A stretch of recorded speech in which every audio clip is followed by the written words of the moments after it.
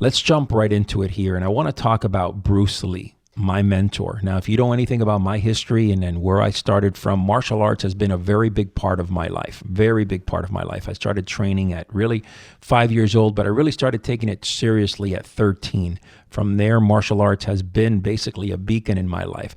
You know, I've really studied when it comes to the Bushido, the quest of the warrior mind, really focusing on what makes warriors a warrior, right? And kind of this is what my book is about. It talks really about the 25 principles of how to live a life really that embodies a warrior spirit, but specifically tailored for our society nowadays. But with that said, Bruce Lee was a mentor to me in so many ways.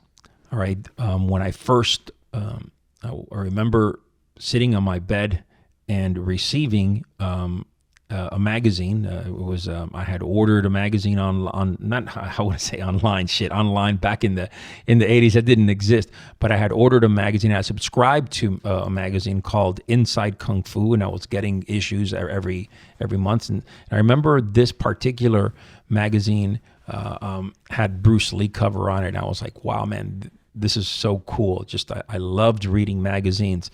To digress a little bit, I grew up a good portion of my life in Spain. My father was studying medicine, and we used to go back and literally back in the 70s when Bruce Lee had just died, his movies were very popular in Spain. And my father would take me to the movie theater constantly to watch movies. You know, we watched Big Boss, which is Fist of Fury, Chinese Connection,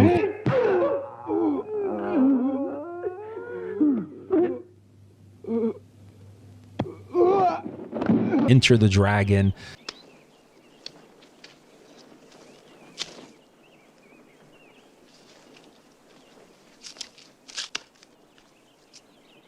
And we would really be, we would watch these movies over and over again. And I remember sitting with my father and like, we were just sitting there eating popcorn and just so getting into his movies. And they really, I don't know, they really hit home.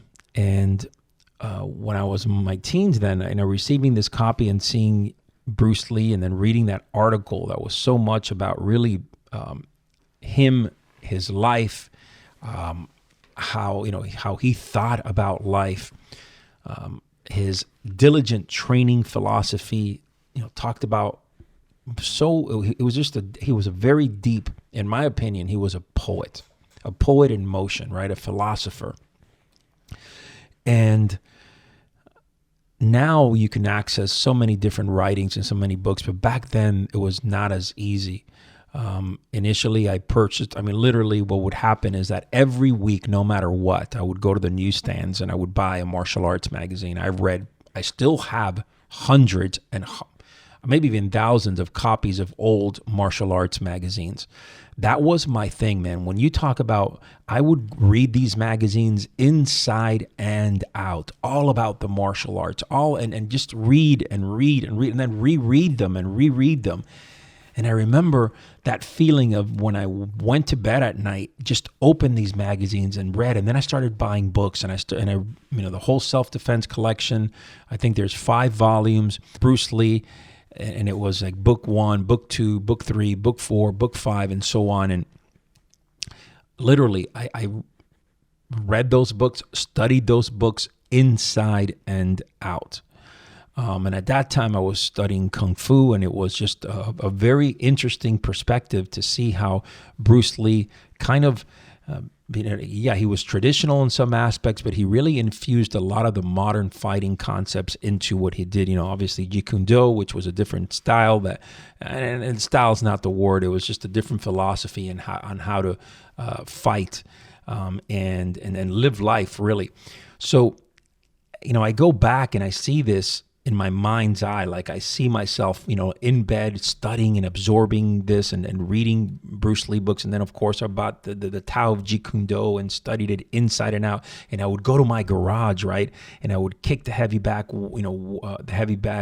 work on the Wing Chun dummy that I had was the best thing about that was that, there was kind of like makeshift. I had created it based on what a magazine. By the way, I used to love creating training tools. Creating different things that I read on magazines, like Karate Illustrated had some great articles on how to create, how to build training, like training dummies and kicking pads and all that. So I love to build that. Forget about going to buy it. Well, really couldn't afford it at that time, but I built it, and I thought that was even funner. So that was pretty cool. And I would train diligently to the point where, my parents would be like, man, you're crazy. Like, you would go to Kung Fu class and then you would come back and you would train. I remember I had my friends over and we would just kick the bags and punch the bags and then do forms and then, just kick and punch and fight each other and put sparring gear on. Man, those were very, very powerful times. But what really stayed with me the most, okay, from Bruce Lee's philosophy and even to today, is his mindset of never quitting no matter what.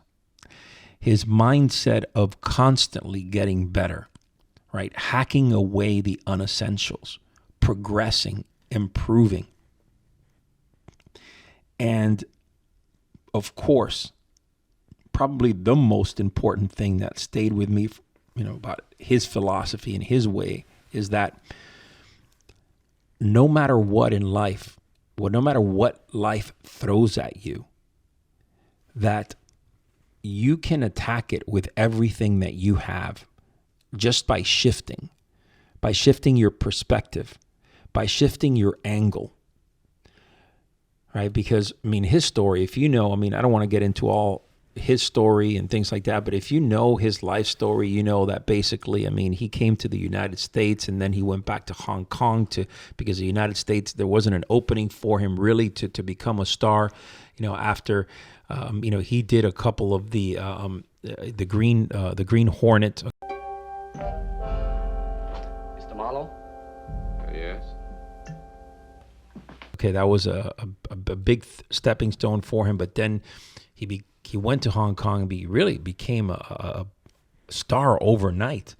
His movies became very popular, and then they started drifting here into the United States. Unfortunately, most of his popularity came after his death.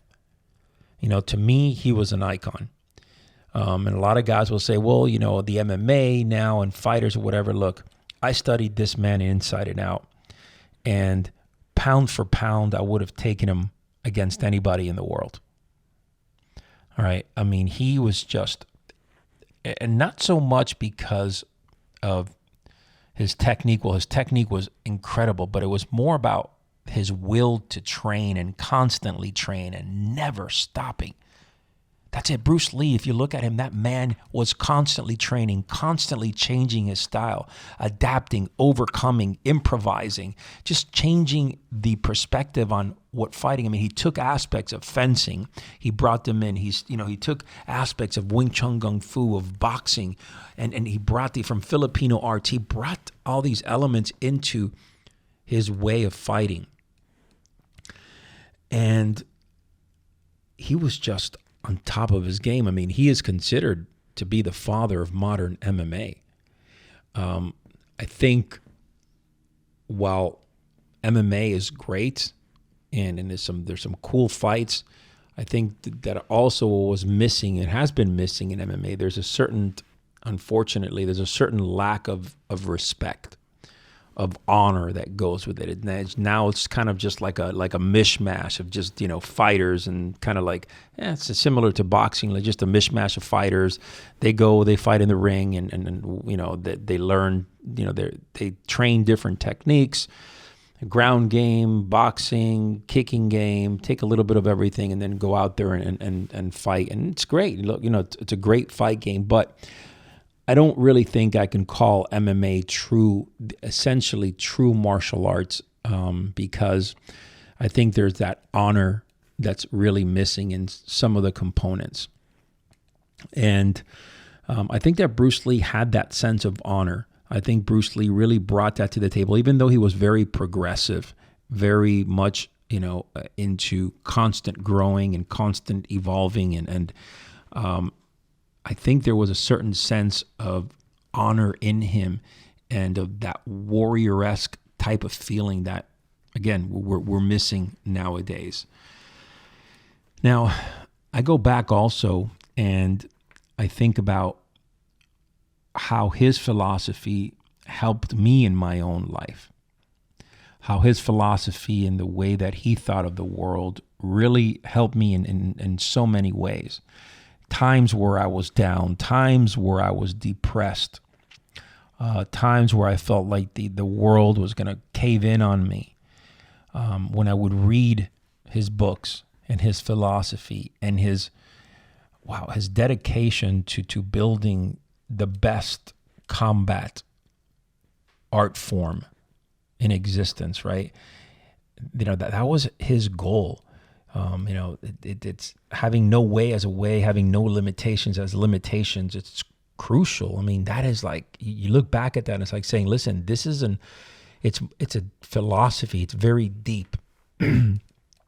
And, for me, that drive, that internal drive that he had just really changed my life in so many ways.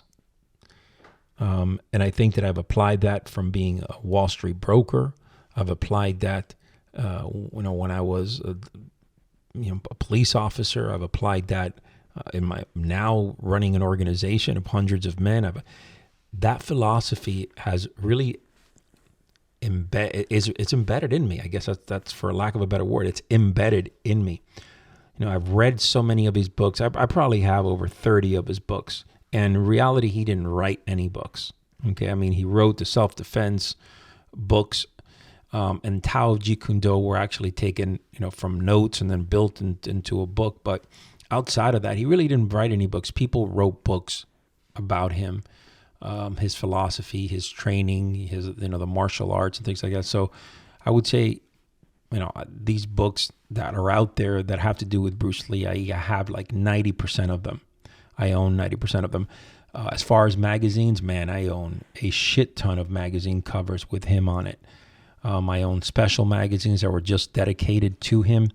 And I never get bored of seeing photos of him in Enter the Dragon or The Big Boss or Return of the Dragon. I know. And look, diving into his movies, one of the most important components for me was that bully, right? He always stood up to the bully.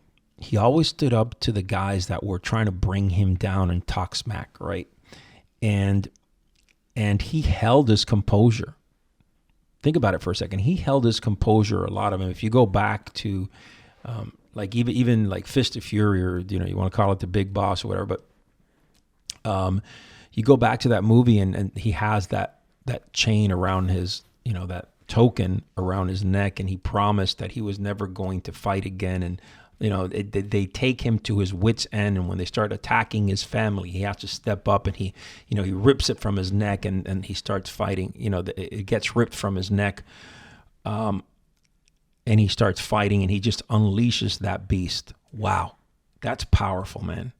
That is powerful, because you drive a man to his wit's end, right? He holds that line, but when the time comes where he needs to step up, boom, he's there.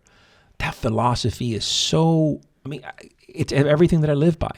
Like, it literally is everything that I live by. You have self-restraint, you have self-confidence in what you do, but man, when you need to unleash that beast, you will unleash that beast. And Bruce Lee was a great example of that. Hoping that you in your life have a mentor. Hoping that you in your life find someone that you can follow his words and his actions and kind of live your own style, right? Have your own unique approach. Nowadays, unfortunately, we have so many different people on Instagram, on Facebook, on TikTok. Everyone wants to be a leader. Everyone wants to talk a big game about what to do in life, but very few of those men have actually stepped up and done something. Very few of those men have really stepped up. And what I mean stepped up, I mean stepped up in the heat of battle.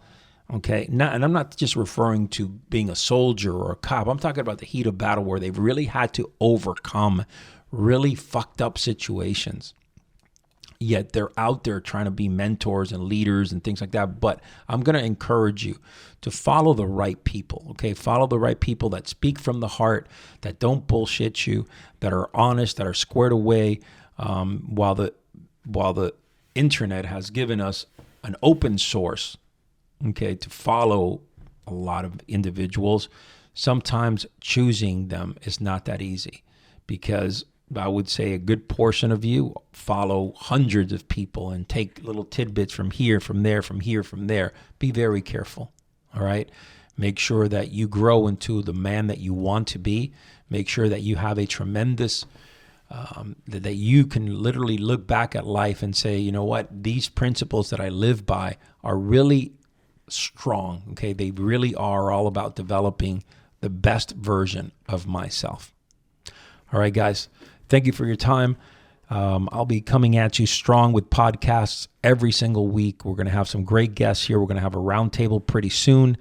And I'm hoping, this is what I'm hoping for, that my new book here gets released within the next couple of weeks. I'm going to put it out there. Your support will be greatly appreciated. I promise you that this book will change your life. If you read it, absorb it, highlight the hell out of it, okay? And of course, you're going to be able to buy it on Barnes & Noble and Amazon. I would prefer that you would go to Amazon. I think that's where you can get a better price point on it. Read it, bend it, highlight it, all that good stuff, okay? Also, please follow or subscribe to our YouTube page. All right, our YouTube channel. We've been working hard endlessly to bring you content. YouTube is a fucking bear to build, but we're doing good. I mean, we're starting to pick up followers. We're approaching that 5,000 subscriber mark. If you can give us a follow, it's youtube.com/Man of War, and you'll have a shitload of videos, good quality content. And I'm hoping that you can smash that subscribe button over there and turn on that notification bell. That would be really important for us to really have good men in there that we can exchange dialogue with, and really build a good, strong following of individuals. All right, guys, until next time, your life may be challenging and full of dangers, but never, ever retreat. Your last battle may be your greatest victory.